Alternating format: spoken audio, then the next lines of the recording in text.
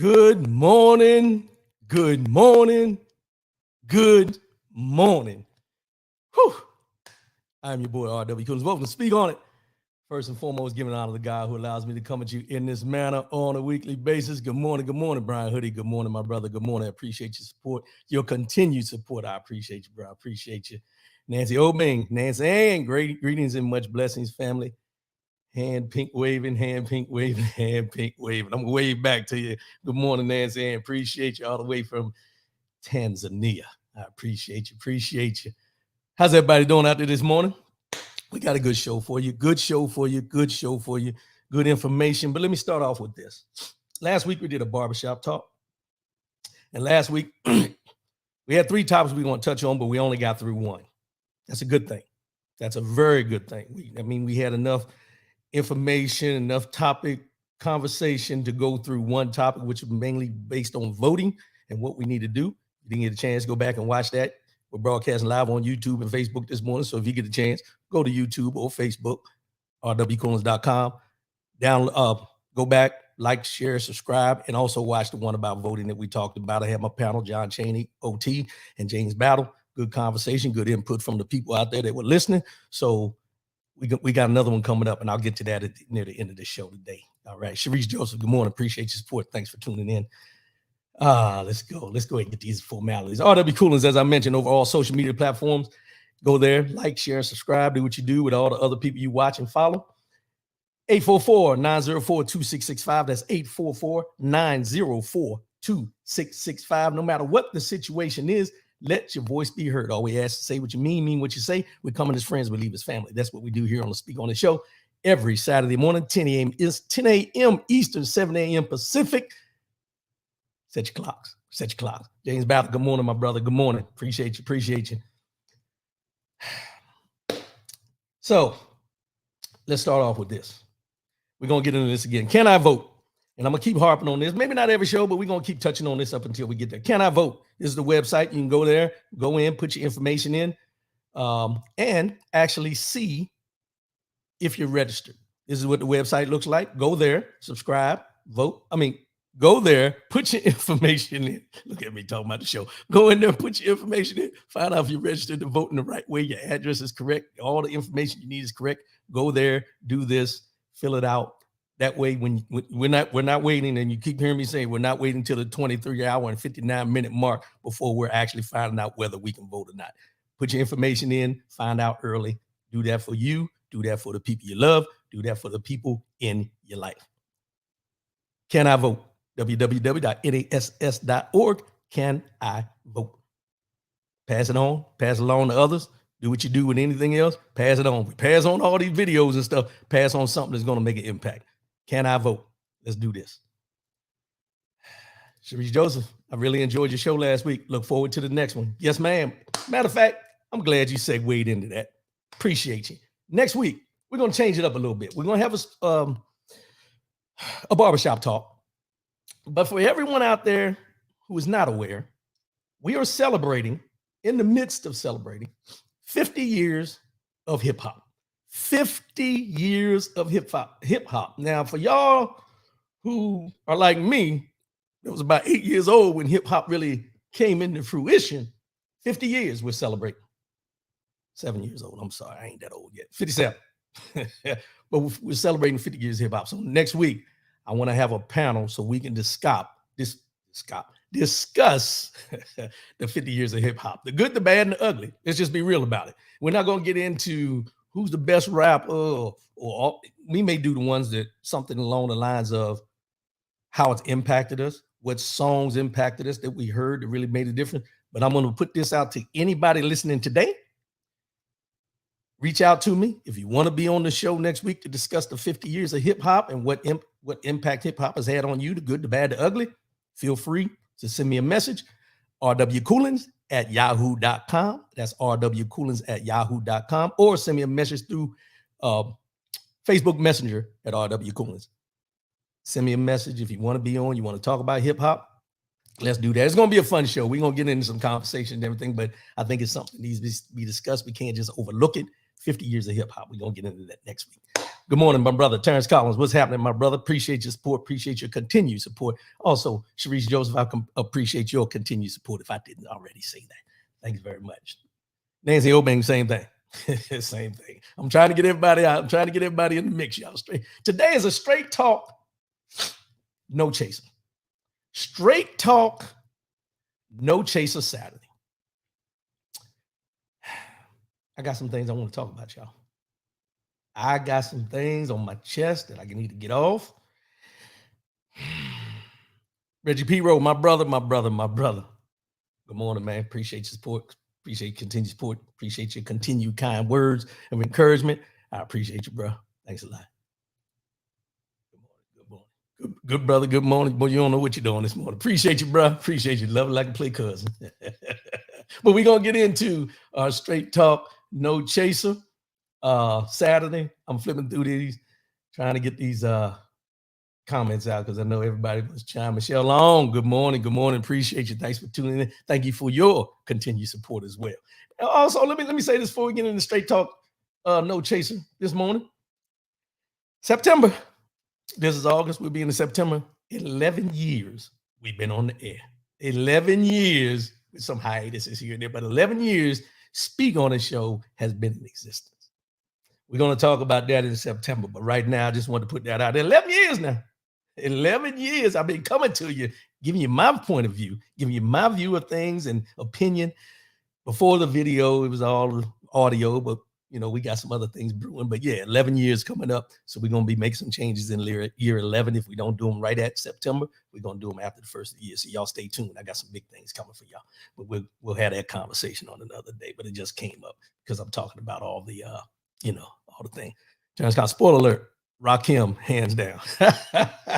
So you starting already. No. We're not going to do that today. And we're not going to do no rankings. Rakim I love me some Rakim. But no, I'll say that for next week.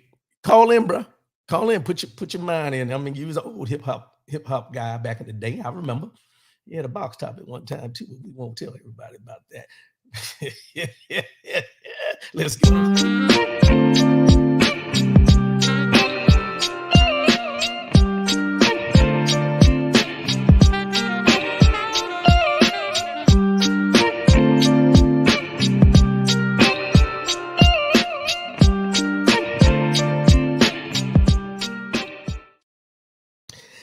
All right, we're going to start this off with disqualified. Disqualified. 3 indictments, 78 felonies, 1 pending indictment. In the case, everybody knows what I'm talking about, former President Trump, disqualified. 34 felony counts in the Stormy Daniels case, 37 felony counts in the classified documents case, and 4 felony counts in the 2020 election case. And we haven't even gotten to Georgia, which is the 1 pending indictment with Fonnie Willis down there that he so eloquently, as they say, disrespected this week with anything and everything he could come up with to make her seem that she is not worthy to be in the position. She is not worthy to charge him with what he's been charged with. And basically, her being a Black woman should not even have the job. Let's just be real about it. Let's talk about it.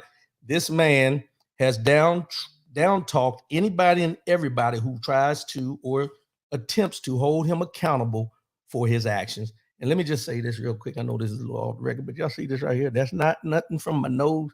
That's gray hair that's coming in my mustache. I want to put that out there because it's irritating me every time I look at it. So I want y'all to know that I know it's there, but it's gray hair. It's not something that came out my nose. So I digress. Let's continue. Trump is disqualified. This is a group of activists that are pushing states to take Trump off the ballot, citing the 14th Amendment. Now, in this article is by Miller, M-I-L-L-A. It says 2 civil rights groups announced they will campaign to disqualify former President Trump from appearing on ballots in 2024, alleging the Capitol insurrection. Now, they're basing everything off the Capitol insurrection as far as him being disqualified. The group started rallies. Mi Familia Vota and Free Speech for People had a week of rallying in front of the offices of the Secretaries of State in California, Oregon, Colorado, and Georgia. The group also wrote to Nevada Secretary of State Cisco Aguilar, calling him to block Trump under the insurrectionist disqualification clause. Mi Familia, I hope I'm pronouncing that right. I don't speak Spanish. Mi Familia Vota expresses their goals. Lisa Diane Madero, good morning. Good morning. Appreciate your support. Thank you for tuning in. Mi Familia Vota, Executive Director Hector Sanchez said, we're really focusing on Nevada and California and Oregon, Colorado, and Georgia to make sure that they are taking a stand by disqualifying Trump in those spaces, which is something that the Secretary of State can do. We had a number of meetings with Secretaries of State, and we have had this discussion, so it's a real possibility. The campaign is titled Trump is Disqualified. It also coincides with the 155th anniversary of the 14th Amendment, cited as the legal reason to block Trump from the ballot in these states. Previously, many groups tried to disqualify Trump from running for president, citing Section 3 of the 14th Amendment, but without success. However, Mi Familia Vota and Free Speech for People have somewhat different approach. Big Al, good morning, my brother. Good morning. Appreciate you. Thanks for your continued support. Trump's alleged role in the January 6th. Trump is under investigation, as we all know, under Insurrection Act and everything like that. But these groups, what do they call them? Civil rights groups. These two, Mi Familia Vota and Free Speech for People, are doing everything in their power in all the different locations to get him off the ballot, to be running for president. Now, a lot of people out there who are Trump supporters, which I have to acknowledge them as well, that are Trump supporters will say, well, he hasn't been convicted of anything yet, so why should he be taken off the ballot? Okay. But there's been many times that we've seen people who have been in court cases or have been accused of something and they've been indicted, that have lost jobs, that have been removed from things, that haven't been able to do certain things because they've been indicted for a crime. And then after the fact, whether they're found guilty or innocent, and most of the time if they're found innocent, nobody goes back to try to repair all the things they've lost.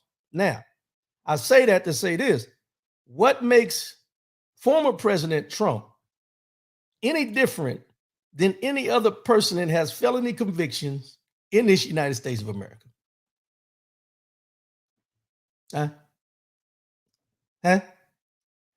Not a damn thing. And here's where I have the problem. We have seen him lash out at judges. We have seen him lash out at fellow politicians. We have seen him disrespect women, no matter what color, in positions that they do their job, and so on and so forth. Everything we've seen since he came down that escalator back in 2015 when he announced he was going to run for president, nothing has changed. Nothing they have done to him has changed. The people who have empowered him to do the things and say the things he's done up to this point, the question I ask is, why is it only two civil rights groups that are pushing the envelope of disqualifying him from being able to run for president again? If you just take certain things, just take the classified documents and how he handled them. Why is he even able to be around classified documents going forward? Because most people, and most of us know this, most people that have served some time in the military or have dealt with classified materials, once you've done something that is not on board with what the standards are on how to handle those, you will never be able to touch classified documents ever again in your life, be around a classified briefing, any of the such. But for some reason, in this country, we feel because he has former in front of president in his name and he's addressed accordingly that way, that he has the right to still be included in the conversation of running for president. I don't get it. Probably never will. James Battle, he should be disqualified for trying to overthrow the government. That alone should be a disqualifier. Exactly. And that's what these people are basically pushing for is the insurrection, and everything that happened during the insurrection is the reason that they're going to say he is disqualified in accordance with what's inside of written in the 14th Amendment.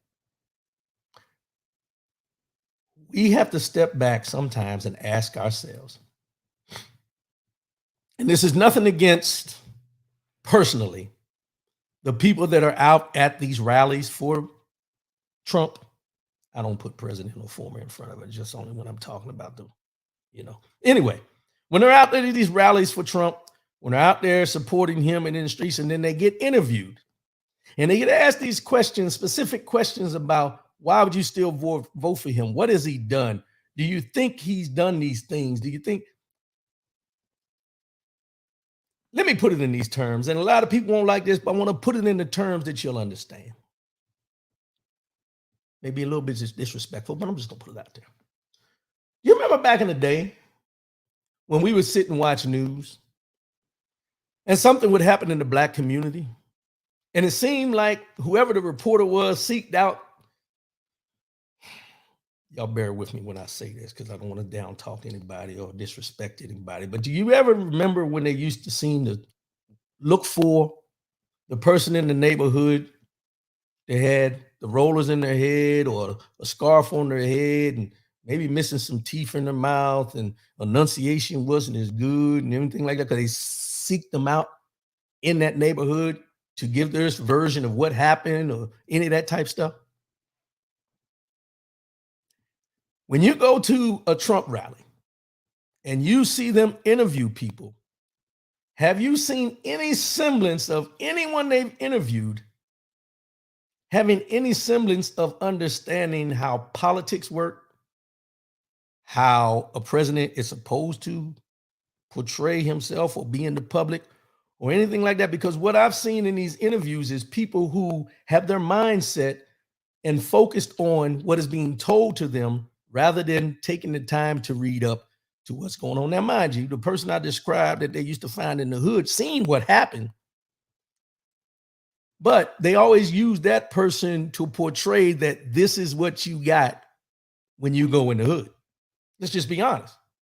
And what you're doing in these Trump rallies is, it's not the fact that they're going out there specifically looking for to say, this is what you see at the Trump rally. These are the people that are at every Trump rally that truly believe everything he says out of his mouth. And mind you, these are the same people that didn't want him to be president when he was running.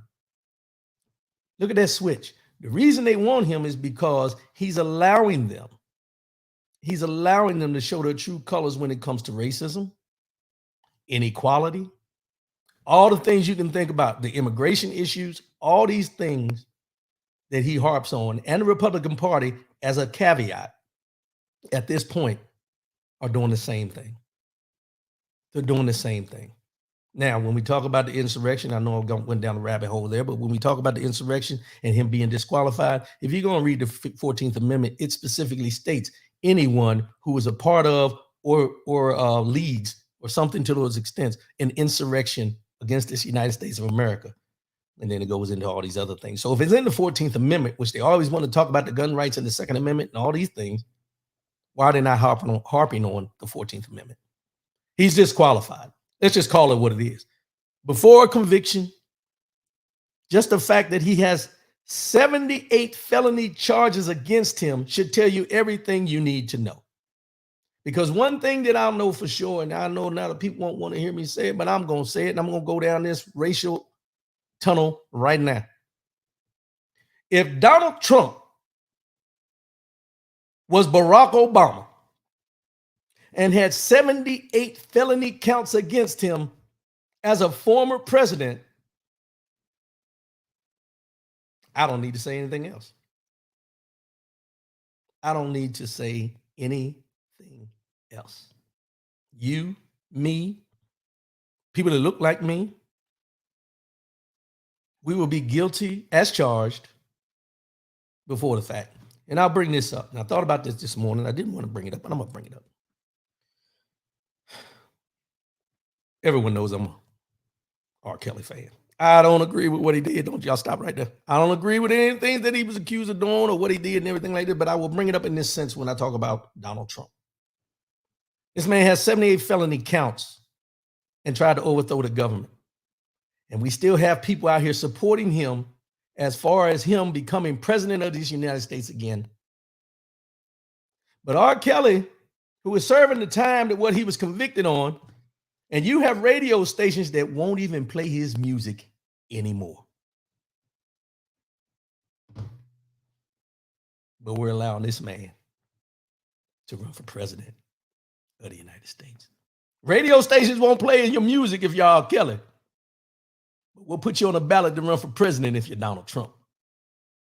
Not doing comparisons. I'm speaking facts. Now, call it what you want. Hell, you don't hear a lot of stations play Michael Jackson anymore, do you? Just put it out there. Call it what you want to call it. I call it facts, not comparisons. These are facts. These are stone cold facts, baby. Stone cold facts. I don't make this up. I just call it what it is. Renee Allen, good morning. Good morning. I don't know why I'm clicking all these buttons and not getting to the right one. Good morning, my sister. Good morning. Appreciate you and your continued support. Yeah, that's where we're at, y'all. That is exactly where we're at with Donald Trump. He's disqualified. Call it what it is. As I said, 3 indictments, 78 felonies, 1 in the bullpen. Warming up. Fonnie Willis is warming up in Georgia. She's warming up. She got a great curveball, but that fastball coming down the pike, she's able to pitch a no-hitter. If you play baseball, you know what I'm talking about. Listen.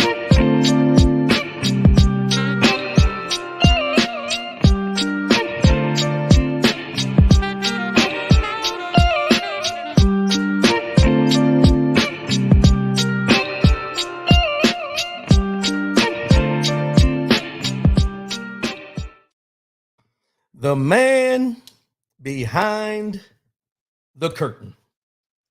The man behind the curtain. Y'all.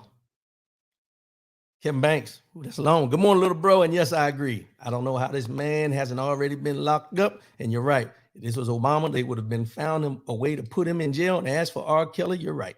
I don't agree with what he did, but people won't play his music because of what he did. With Donald Trump and real still run for president, just unreal. My brother Kevin Banks, good morning, my brother. I appreciate that. Yeah, and like I said, I don't like to do comparisons. I don't like to throw comparisons out there, but I'm speaking facts because we all know there's a different standard when it comes to certain people. It is what it is. It is what it is. And at the end of the day, what we have to do is step back for a minute and realize that there's certain things that happen, certain things that are done that we don't get the benefit of the doubt on. Let's just keep it real. Appreciate that, Kevin Banks. The man behind the curtain. You know, I got this. I use this, and you'll see where I'm going here. You remember? We all old enough to know. Remember in The Wizard of Oz? When they went in there and Dorothy and, all her contingent were in The Wizard of Oz, and they went and they was talking to the big mural on the wall with the smoke and the mirrors and everything. And the curtain moved away from the man back there and said, don't pay attention to the man behind the curtain. And he tried to pull the curtain, go back and watch The Wizard of Oz if you don't know what I'm talking about. But here's where I'm going with this. Do not pay attention to the man behind the curtain. Well, this morning, we're going to pay attention to the man behind the curtain because this is very important, and I think it's something everyone out there needs to know. When I say to pay attention to the man behind the curtain, this is who I'm talking about. This man's name is, and I just lost it. Oh, how did I lose it? William B. Allen. Mr. William B. Allen. Mr. William B. Allen, for y'all that don't know, is the man behind the curtain.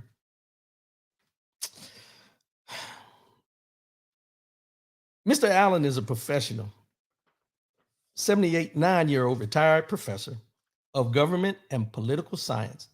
He has a resume notable for appointments to high-profile positions by conservative Republicans. In 1984, Ronald Reagan named Allen to the National Council of the Humanities, followed 3 years later by the U.S. Commission on Civil Rights. In 1998, Virginia officials chose him as executive director of the State Council on Higher Education.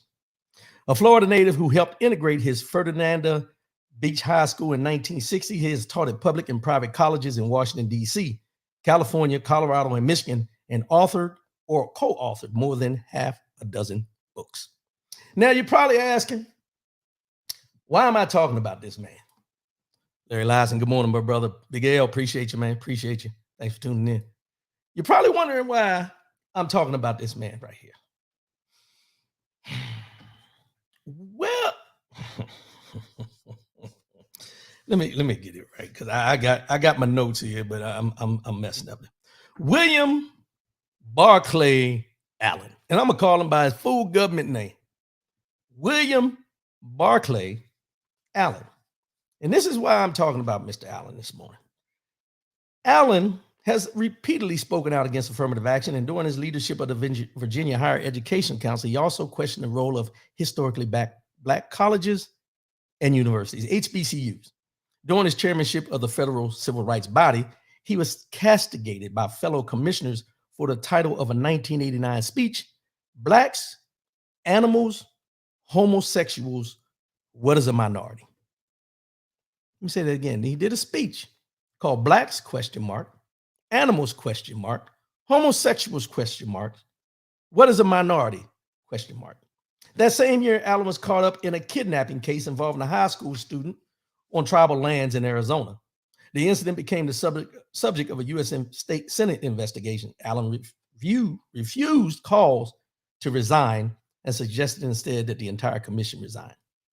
Now, what he did with that case, he went on some Indian reservation, and they took a girl out of there who they said was in some kind of educational battle or something out there, and they charged him with kidnapping. And then because he got caught up, he wanted to get the whole commission removed or whatever. This is who Mr. Allen is. In 1986, he ran for U.S. Senate in California. Allen, one of 13 candidates in the Republican primary, placed 10th and received less than 1% of the total votes.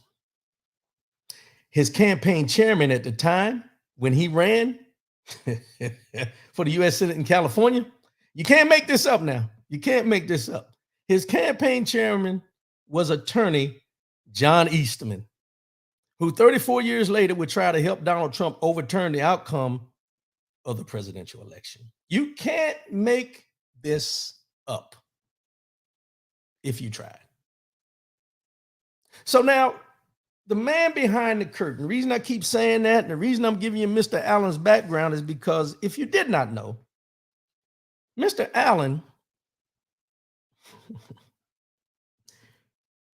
is one of the main supporters of what was put out with the history that's going to be taught in Florida.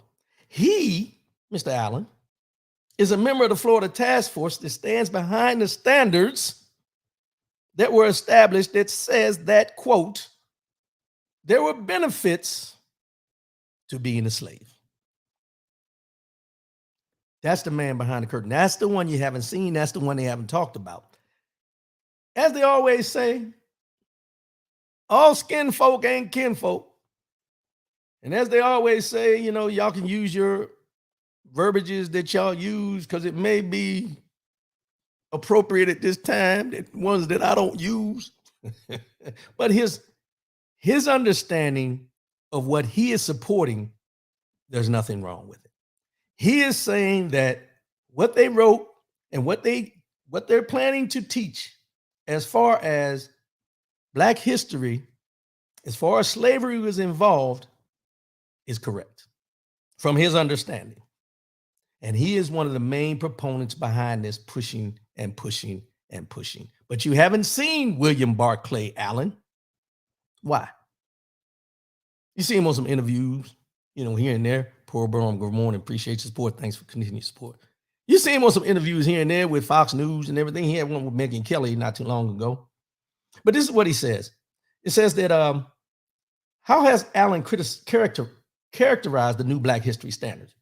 Allen declined an interview request by the Washington Post, but explained in an email exchange that the 13-member working group quote, operated with a collaborative, consensual process, and the result is a product with no single author. He noted that there was no dissent, which means nobody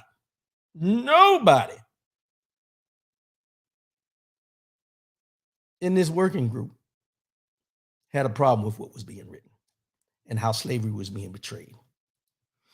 James Battle, he's the architect of that fake history curriculum in Florida. There's a reason why they seek out folks like him. There it is. There it is. Because you got to go back in his history when he worked for Reagan. And you got to remember who was supporting him in his campaign, John Eastman, who was the one that said that you can overturn an election by putting in fake electors. These are the people he runs with. You know, like they say, guilty by association. Just saying. His comments to others have been more elaborative. He posted a 12-minute video on YouTube, and I haven't found that yet, but I'll post it a little later on. He posted a 12, I don't even know if I want to do it. Y'all go watch it. I'm not posting that on my page, but William Barclay Allen posted a 12-minute video on YouTube and discussed his views during appearances on South Florida News Action, WPLG, and the Megyn Kelly Show online. He told Megyn Kelly that his great-great-grandfather was enslaved, but had the pluck to seek out opportunity and made the commitment to build his family's life in this country. Next, stop right there for a minute. Now, I don't want to go down nobody's family lineage or anything like that, but I will ask this question to Mr. William Barclay Allen. Did you ever sit down and have a conversation with your great-great-grandfather about the atrocities that happened during slavery? Did you sit down with your great-great-grandfather and ask him if there was a benefit to slavery, which is what you're putting in a curriculum right now? See, these are the things that I think we need to sit back for a minute and ask these people from when they want to throw in their ancestry, that their ancestors were slaves and they're on the other side of history where they're trying to rewrite history. And they talk about, oh, my great-great-grandfather was a slave and my great-great-great-great-uncle was one of the this, that, or that. Pause. Why is it that we feel, or certain people feel, that when they talk about their history and their ancestry, that they fail to realize that you're talking about something that was traumatic? We're talking about people who were slaves that dealt with PTSD their whole lives. Their whole lives. And now you're coming out and in your verbiage that you want to defend what you've done, you're going to say that your great-great-grandfather was enslaved. But he had the pluck to seek out opportunity and made the commitment to build his family's life in this country. He was a slave. Let's just put it in the simple term. He was a slave. What he did to bring himself up and how he did anything to help his family, protect his family, or make ways for his family still doesn't eliminate the fact that you're putting in a curriculum that there was benefits to being a slave. And I'll go out on a limb here, and I don't want to speak for his great-great-grandfather. I don't want to speak for him either. I'll speak for myself. But I'm pretty sure if I had a conversation with one of my great-great-great-grandfathers or even my grandfathers and asked them the question if there were any benefits to slavery, or if there was anything out of slavery that you can take a positive from, I'm pretty sure, knowing who they were as men, they would say no. But this one and the people like him will continue to tell you and try to convince you that there were benefits to slavery. Benefits to who? The slave master? Yeah. Generational wealth in the United States of America? Yeah. To the slave that was picking the cotton, the slave that was beaten, the slave that was lynched? No. The women who were impregnated by the master? No. And let's not go to the rape part of what the master did to the slave women.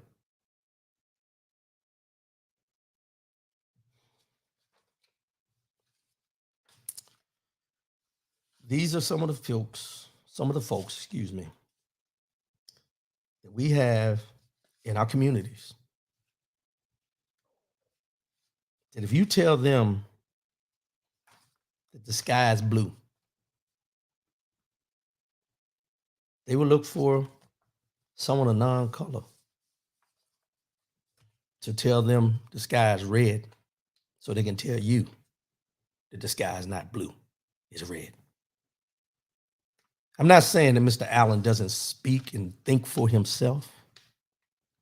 But what I am telling you is that Mr. Allen seems to be, in my opinion, seems to be easily influenced by those who resemble the slave master that he said his great-great-grandfather basically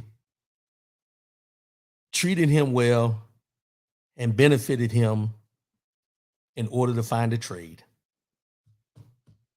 And I guarantee, if you interviewed his great-great-grandfather, he would have a completely different opinion. Because I think we get lost in this fact. We always talk about those that were slaves. We talk about those that were slaves. And I'll say it this way. When we talk about those that were slaves, we tend to forget in the context of where we are in this life today. Each one of those individuals who were in slavery had friends just like you and me.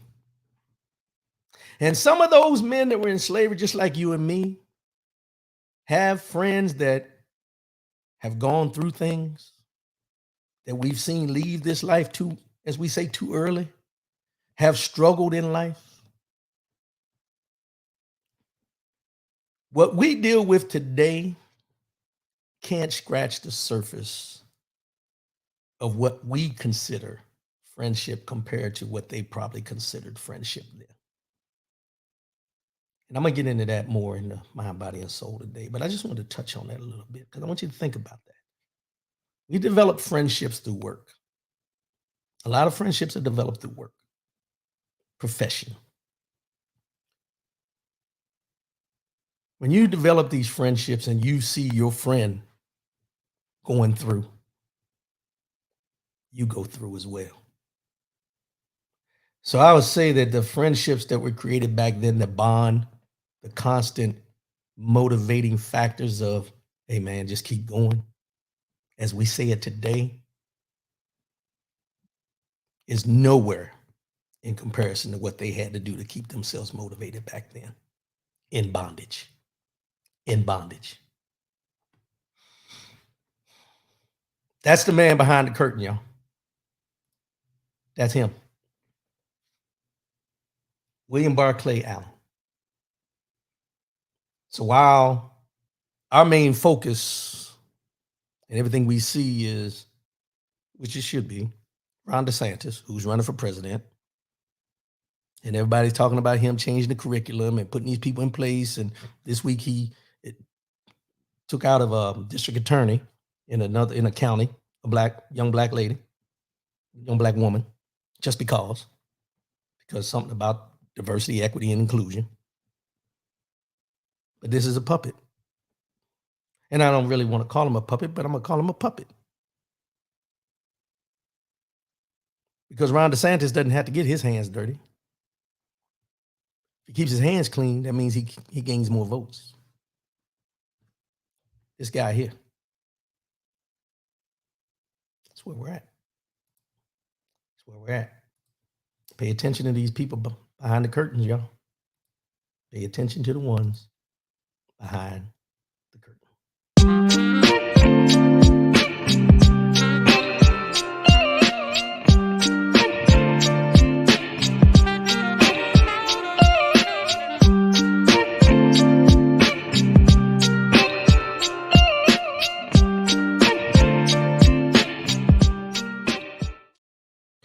Mr. Damian Pickett.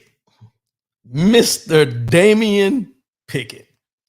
I know y'all probably, some of y'all out there may not know who Mr. Damian Pickett is.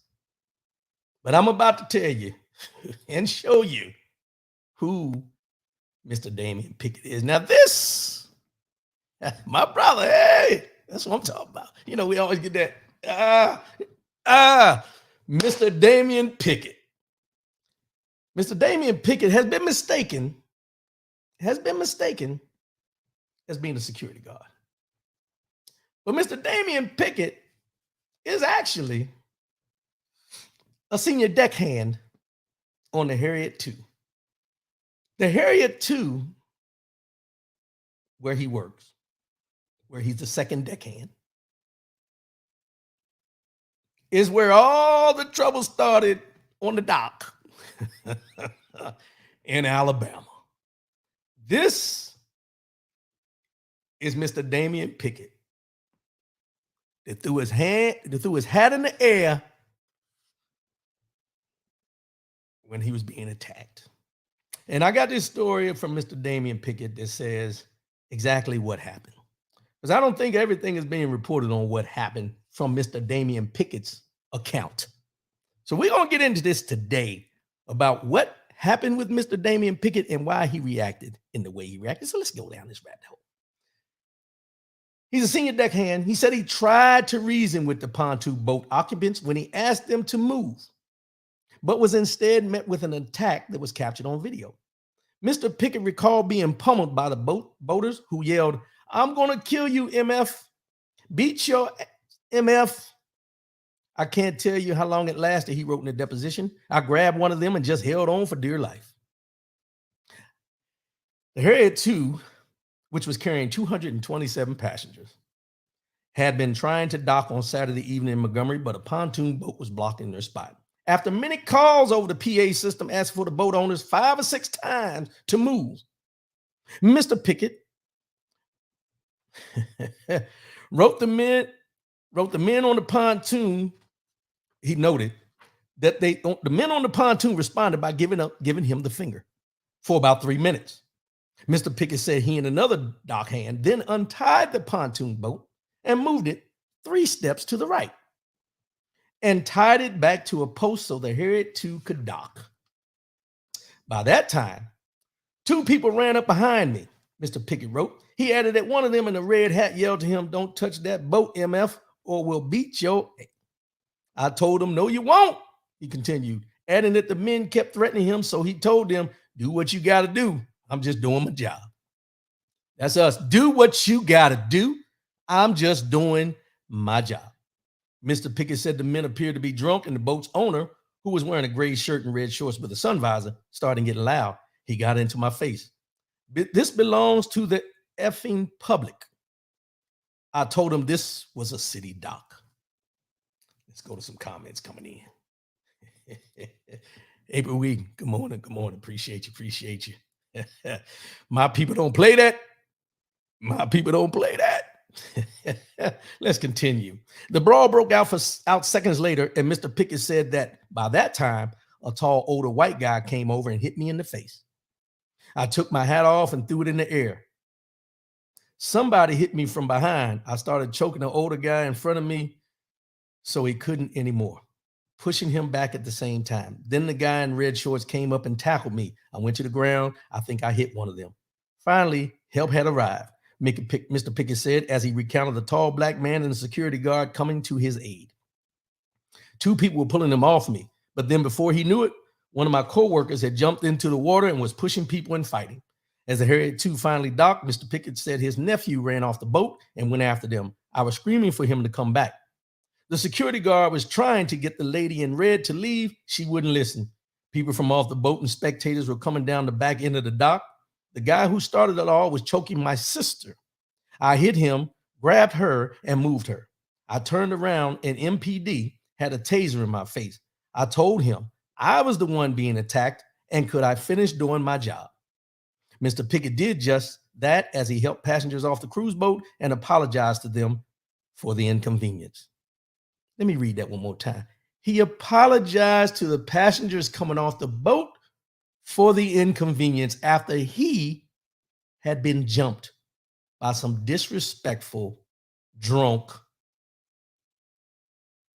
We'll stop there. They all said I did nothing wrong, he wrote.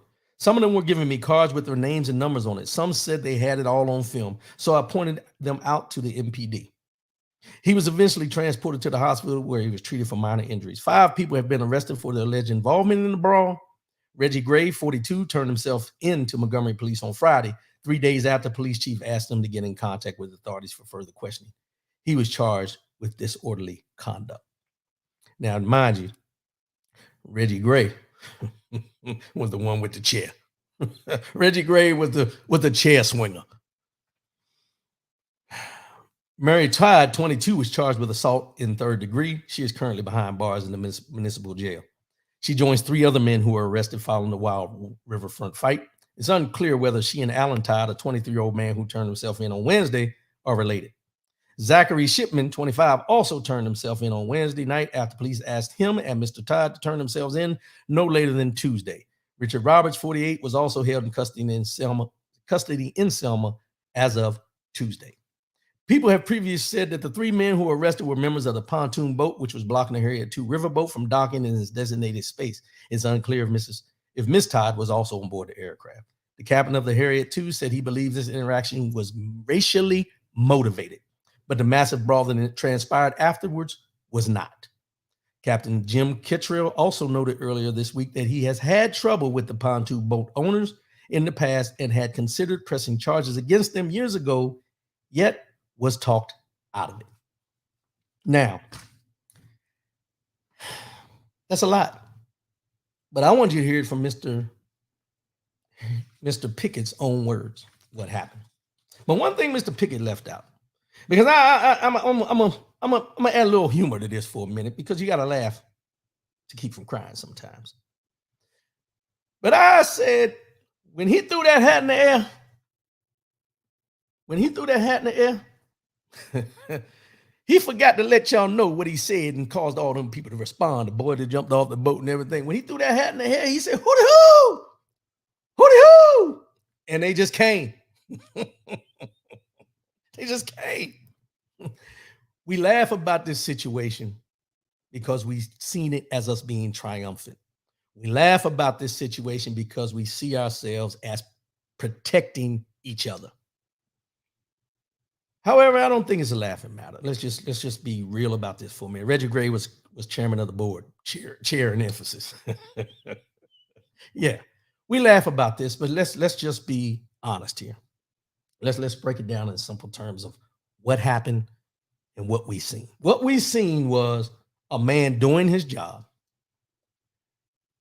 and asking doing his job for some people, white men, to move their boat so the larger boat could park in a spot that they knew they shouldn't have been parked in. These men of privilege cussed him, disrespected him, and then beat him for the simple fact that they didn't agree with the fact of him doing his job and moving their boat 3 feet to the right. Now, we all seen what happened after they decided to lay hands on Mr. Pickett. We had a young man that jumped in the water and swam to the dock to help. We had other people that came off of boats to help Mr. Pickett. But I want you to think for a minute, if they were unable to get off that boat to help Mr. Pickett, if that young man wouldn't have swam over to help Mr. Pickett, what would we be saying about Mr. Pickett today? Because mind you, listen to what Mr. Pickett said in his statement. He said he turned around after fighting loose and everything. He turned around to an MPD officer with a taser, about to tase him, who was the victim. But he was the only dark spot on that boat, on that dock. And when I say dark spot, he was the only black person on that damn dock. And the MPD shows up and they want to tase him, who was the victim. See, we can laugh and joke and all this stuff, and we hear people say, "Oh, this was all handled, no shots fired." The reason no shots were fired was because they didn't know how to react to the fact that those people came to his defense. Because those people showed up after the fact of him being beaten like that. And nobody Nobody of non-color decided to jump in and help Mr. Pickett while he was doing his job. They knew those people on that dock and sitting up in that bar where these three men were sitting that had the pontoon boat knew that Mr. Pickett was just doing his job, but they chose to lay hands on him because they felt the privilege and they had the caucasity to treat a black man like he ain't shit, in spite of the fact that he was doing his job. Another thing that bothers me is they recognize Mr. Pickett as a security guard. He was not a security guard. He's a second hand on that ship, boat, whatever you want to call it. They have minimized him to being a security guard rather than who he truly was, which was a second deckhand on the Harriet II. I had a problem with that. And nobody out there tried to clear that up for Mr. Pickett to address that he is not a security guard. He was doing his job as the deckhand, the second deckhand. And then people want to say that the initial attack wasn't racist. Yes, it was. Because I guarantee if he would have been a white man moving their boat, no harm, no foul. Remember, he said he had went over the PA system numerous times. They gave him the finger. They called him out his name. And then with all that, they still decided to lay hands on him. Why? And then when people want to sit back and say, oh, there's no disparities in the justice system, there's no this, there's no that. You don't have to look at the justice system. You just have to look at the actions of people who feel entitled to treat Mr. Pickett doing his job like he wasn't shit. And we can laugh and joke and all these different things about what went on because, we had people saying it looked like the second coming of Wakanda and all this and that. And it's good to have joy in this. But we also have to be cognizant of what could have been. What could have been? What if Mr. Pickett would have been somewhere else and someone disrespected him like that and decided to jump him and there was no one around to help him? Because we've seen it many, many times. And we've seen it at the hands of police officers. And the first thing those police officers did down there was run up to Mr. Pickett with a taser. I didn't hear anybody say anything about those three white men being threatened with a taser. Why? Probably because they had got their butts whooped by the other blacks on the dock. But he was attacked and he was about to get tased for defending himself. Let that resonate for a minute. Mr. Pickett did nothing wrong. But Mr. Pickett was the first one who was about to get tased. Not the three guys that owned the boat. Not the woman that jumped in. Entitlement. Caucasity. To think because this man was doing his job that they had rights to put hands on him. Now, some people will say, well, he had no right to move their boat. Well, if they're in the wrong parking spot, you can't put a boot on it like they do with a car. You can't call a tow truck. And the thing is, he didn't move it but a couple feet. And they knew they were in the wrong place because the captain of the ship said he's had problems with them before and he was going to press charges and he was talked out of it, which is another problem. Because I guarantee anybody else would have been charged. They would have called it in. Nobody would have talked anybody out of pressing charges. They'd have pressed charges with no problem. So we can laugh, we can have fun, we can talk about the hootie hoo, like I said, throwing the hat in the air and everything and all that kind of stuff. But at the same time, we should be glad that Mr. Pickett wasn't really hurt. We should be glad that Mr. Pickett wasn't shot by the police rather than just a taser pulled out. See, because that's normally the response is shoot first, ask questions later when a situation like this happens. But we got caught up in the fact that we all came to his defense. And don't get me wrong, I love the visuals of us supporting each other. My brother's keeper. I'm fine with that. But what could have been?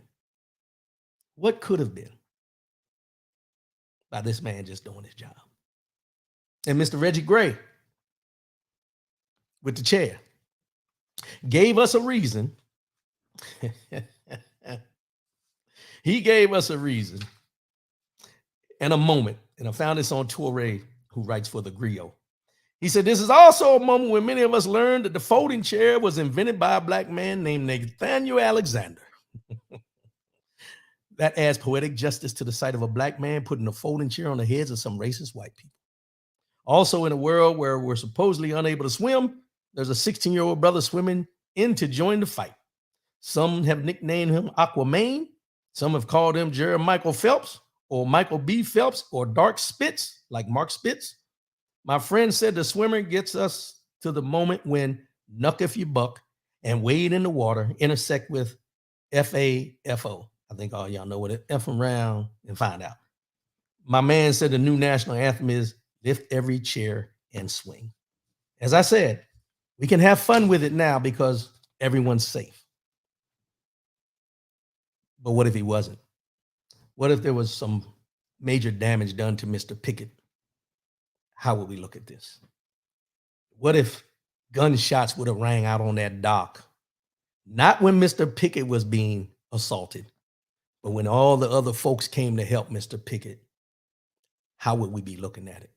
You got to take these things into account only because we've seen this movie before. That's all I'm saying. I'm not trying to, disrespect what happened or anything like that. All I'm saying is it's good to have some type of, pride in the fact that we all came to Mr. Pickett's defense. But we also have to take the fact of thinking the what ifs, just like we looked at with the insurrection. What if the people out there, when they were trying to overtake the Capitol, what if gunshots would have started ringing out? We'd be having a different conversation about the insurrection. We've said it many times. Just like we would have a different conversation about what's going on with Mr. Pickett and what happened on that dock that day. Just wanted to put that out there. Just wanted to put it out there. Mr. Pickett, Mr. Damian Pickett, remember him. Remember him. He's doing his job. That's all. Just doing his job. Trying to make $1 out of 15 cents. That's all. He ain't trying to hurt nobody. Wasn't bothering nobody. He's out there doing his job. The job that he was paid to do. And these people totally disrespected Mr. Pickett. Mr. Pickett, excuse me. Let's go.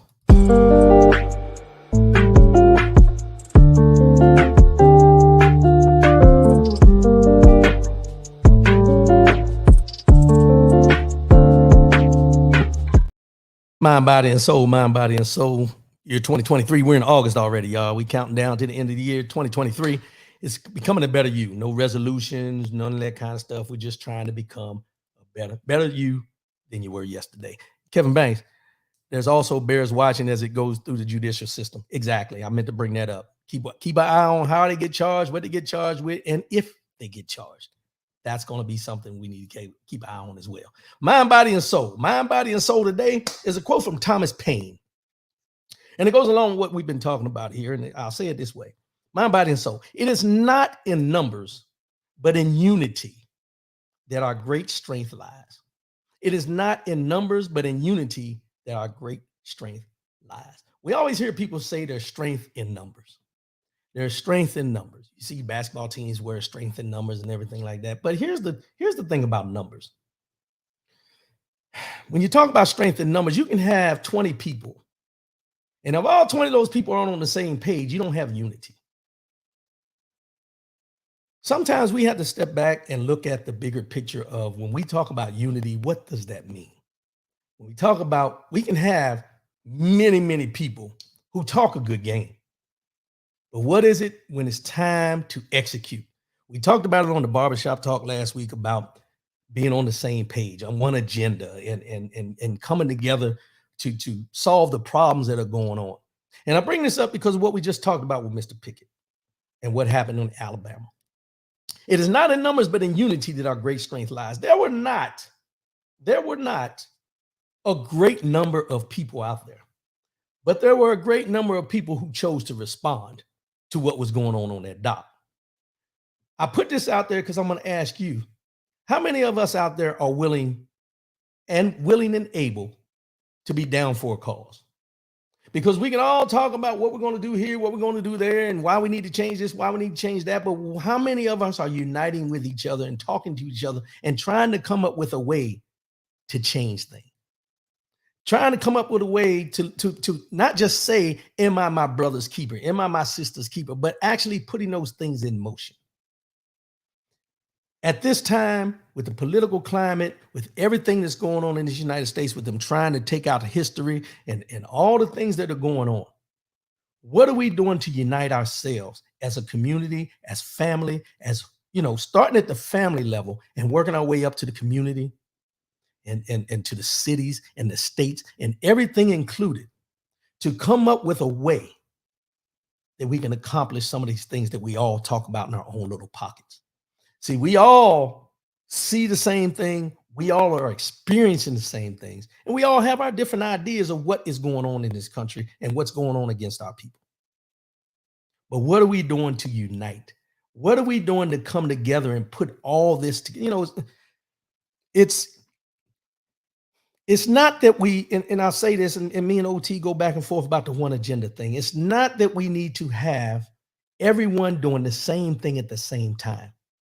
But we all need to have our focus on one main thing, and that's equality.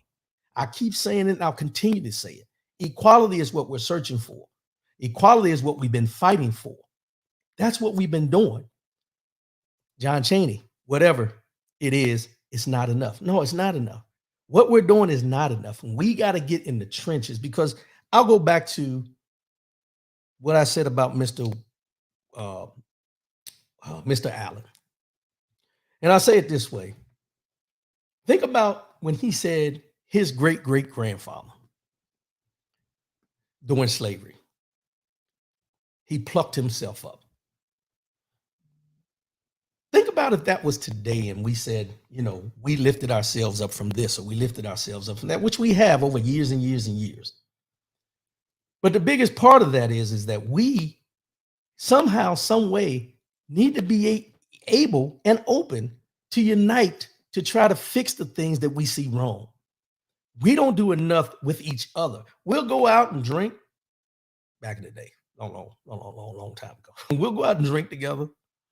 We'll go out and run the streets and do all these different things, parties, clubs, and all these different things.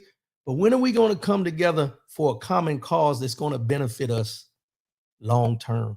And when I say long term, I mean, don't get me wrong. Like I said, it's good to laugh about what happened on the Alabama dock now that it's over. Nobody, no harm, no foul. But it's good to have parties. It's good to get together, good to maybe have a drink or two or catch up with people and everything.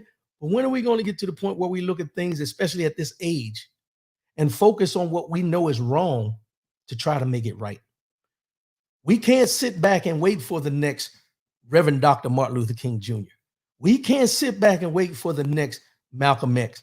We can't sit back and wait for the next, I can't remember his name. I'm sorry.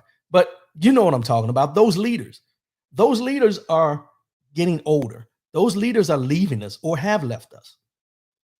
We have to step up. We have to be the voices that they put and instill this power into to continue pushing forward. When I talk about the voting, when I talk about the inequalities in the justice system, when I talk about anything on this show, I'm not anti-white. Let me just clear that up for a minute, because I know there's people out there that think, oh, he's racist. No, I'm not anti-white. I'm not anti-anything. What I am is looking for equality and justice across the lines for everybody on the same equal level that we still haven't seen to this day. Kevin Banks just said it. It bears watching to see how this case is going to come out from them attacking Mr. Pickett. When we have to sit back and wonder, when we've seen it clear, how a case is going to turn out because it's something against us, that tells you everything you need to know. When I talk about Donald Trump and all these indictments, yeah, we're glad he got indicted. We're glad this and that. But we've seen this movie before. We've seen this movie before, that he can go out here and do things not because of who he is, but because of his caucasity, and get away with these things when someone else that looks like us, first of all, won't get the benefit of the doubt and will never get a judicial system to go in his favor to overlook any of his things that he's done wrong. That's why there's always this fear that no matter what's done by certain people, they would not be held accountable for what they've done. But us, think about this. We're held accountable for things we didn't even do for years and years and years. And you've seen me reported on here where we have people that look like me go to jail for 40, 50 years for a crime they didn't even commit. But then we see people like Donald Trump, who's on charges that we think, hey, he's got all these charges against him, but he'll probably walk free. So when I go back to the quote for this, and I say, it is not in numbers, but in unity that our great strength lies. It's our unity. When I talk about Mr. Allen, when we talk about Clarence Thomas, when we talk about Tim Scott, they're a minority to the numbers that we are that see differently. And we have to come together in those numbers to bring this unity within ourselves to fight these injustices. Not one, not two, not three. It can be one, but it can also be thousands. It can also be millions. Our votes count as much as they're trying to take it away. Our history matters as much as they're trying to erase it. You matter. I matter. We matter. But as a collective, in a unity, in a unified way, we can accomplish so much. But we got to get past our own discrepancies about how we feel about a certain person. Because 9 times out of 10, we're all striving for the same thing. We've all dealt with the same thing. If I took a survey of 20 people, 20 brothers, let me just say 20 black men that are in their 50s right now. If I took a survey of 20, I'll go out on a limb and say at least 17 of them have been in the judicial system at least one time. And when I say in the judicial system, I'm saying in the system to be arrested at least once and all the other factors that go along with it. 17 out of 20. And these are just statistics I know from talking to people that I know. But if I took 20 men, 20 black men in their 50s, 17 of those 20 somehow, some way have been in the judicial system, whether it's an arrest for something, a bogus charge, any of those things, disturbing the peace, all those things are included. Now, that number may seem high to some folks, but the numbers are real. Those numbers are real. You can't overlook the numbers. You can't overlook the facts, and you can't overlook the fact that us and our united selves, when we look at what happened in Alabama, we laugh about it. We laugh because we got our licks back and all those type things. I'm cool with that. But after that happened, and we seen all that unity on that day, what are we going to do next? Do we have to wait till somebody's being attacked? Or do we start attacking the things that are attacking us? Which way are we going to go? John Chaney, we need unity, and the problem is we are our own worst enemy. We worried about somebody getting more than us instead of sticking together.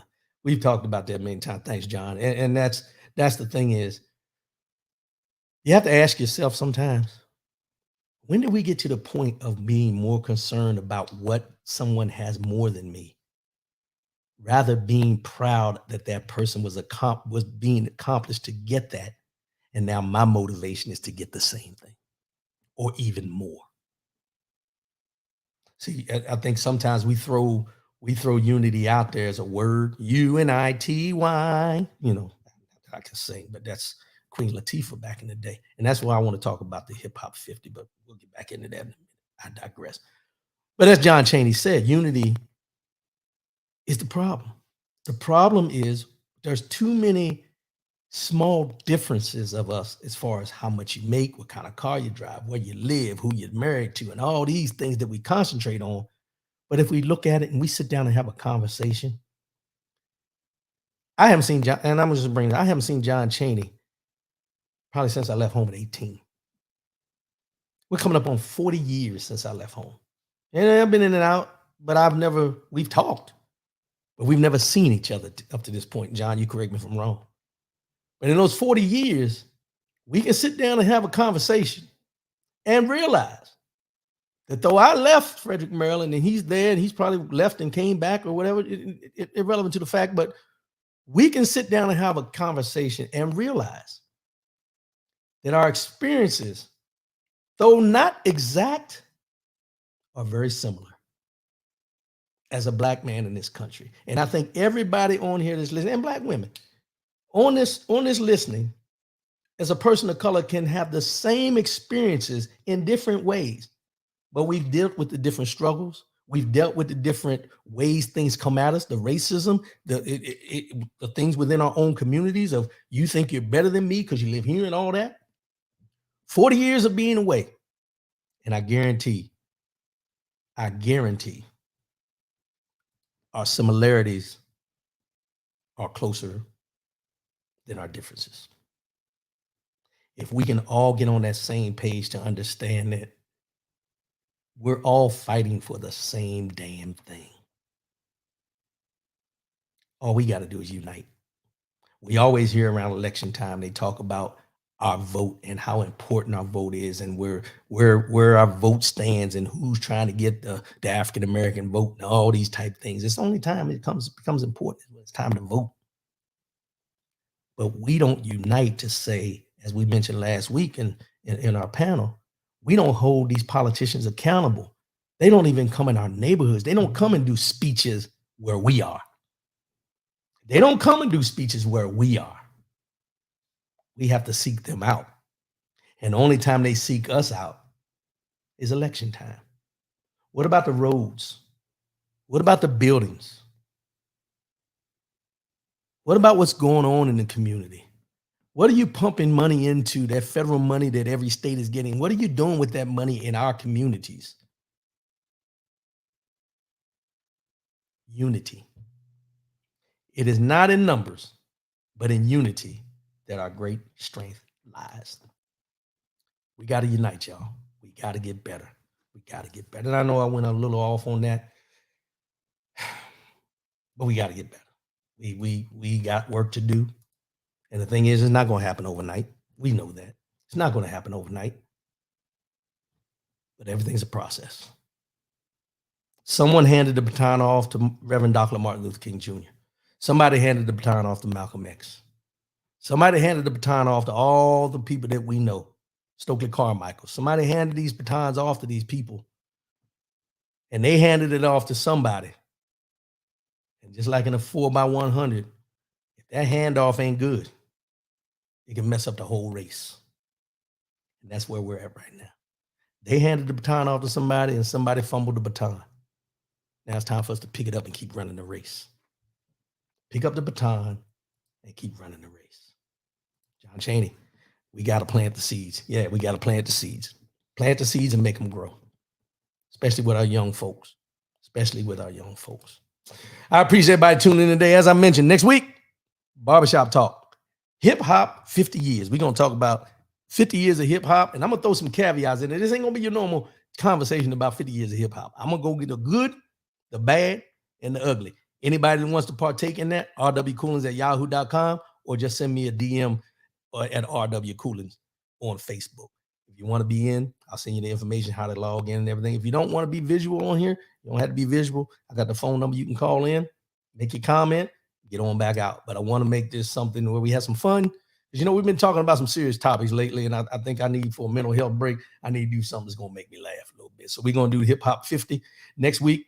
Probably my same panelists, Mr. John Chaney, James Battle, OT, and I'm going to reach out to some other people that are hip hop heads, as they say, and see if they want to come in. Tommy Dorsey volunteers. I'm going to reach out to him, see if he wants to come in on this. So we got some people that are going to come in, but if you want to be a part of the show, just shoot me a message, man. Let's make this something that we can talk about, the good, the bad, and the ugly of hip hop after 50 years. 50 years.